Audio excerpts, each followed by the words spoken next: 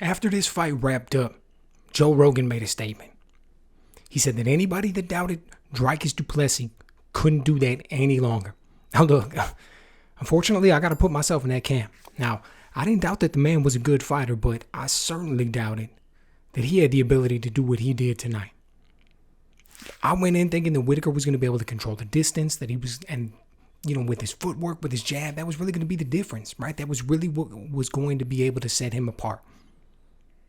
And from the start of that first round, that's exactly what we saw, man. Rob was moving around on the outside. He's on the balls of his feet. He's looking good, landing the jab, using some kicks.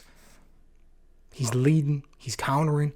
He was stifling a lot of those offensive blitzes that du Plessis is known for. He was landing right hands. He was hitting them with some counter jabs. Whittaker has great timing. And even though du Plessis has this unorthodox, kind of awkward style, man, Rob was able to catch him coming in right away. It did not take him long at all to kind of get the timing and the rhythm down. Whittaker looked pretty comfortable. He was pretty much in control from the opening bell.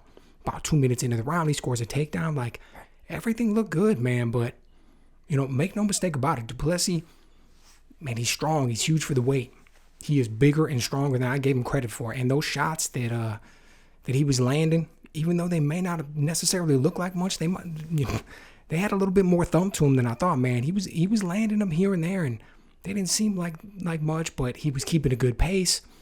A few punches here, a few kicks there, and I'll be honest, you could tell you could tell about midway, a little bit more through that first round, that those punches meant something, man. And Whittaker was aware of them. He didn't get staggered or anything like that, but you could tell that they were just solid shots. And then all of a sudden, towards the end of the round, there's this little grappling exchange. Du Plessis is able to score this takedown. He gets on top. And man, that was eye-opening. He landed some nice elbows, opened this big cut over Whittaker's eye. It was only a short period of time because the whole exchange happened towards the end of the round. But you just got this feeling that Rob didn't have anything for him down there, man. Du Plessis was in complete control when he was in that top position, and he was getting some good work done.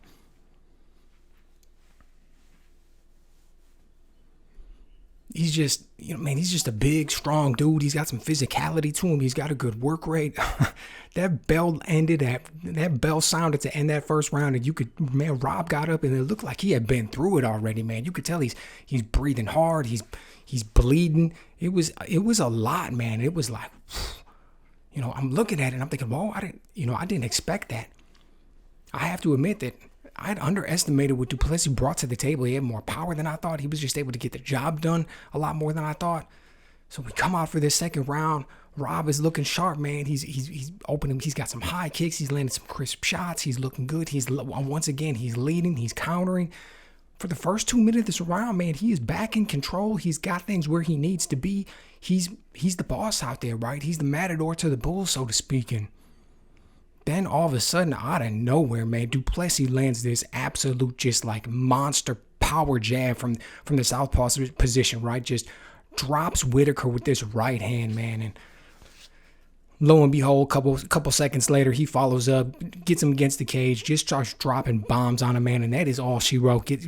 Just gets the stoppage. And not only did I think that Rob was going to win going into this one, of course I wasn't counting du Plessis out. Of course I knew that he had a chance going in. But not only did I think that Rob was going to win, I thought that if du Plessis won, there was no way in the world that it was going to be like that. That was the type of performance that makes a statement.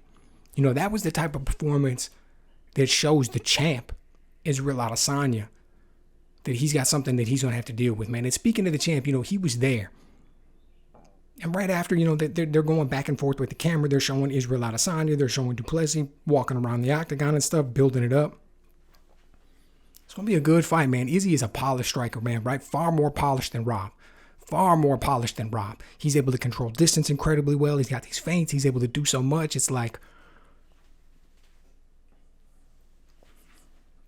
But we saw how he got controlled by a physically bigger, stronger man in Jan Blachowicz. Right now, don't get me wrong, that was at 205 pounds, but du Plessis something else, man. I'll tell you what, after watching this fight here, it has got me intrigued. I really want to see that. So, let me know what you guys think. Were you as impressed with what du Plessis brought to the table today? He was a significant underdog going into this fight, man, and he delivered in impressive fashion. Did you think that that was a possibility? Did you think that was going to happen? Do you think that was more about what Du Plessis brought to the table, or was it? Is Tom starting to catch up with Rob? I mean, I don't feel that way about it, but is that going to be part of the storyline?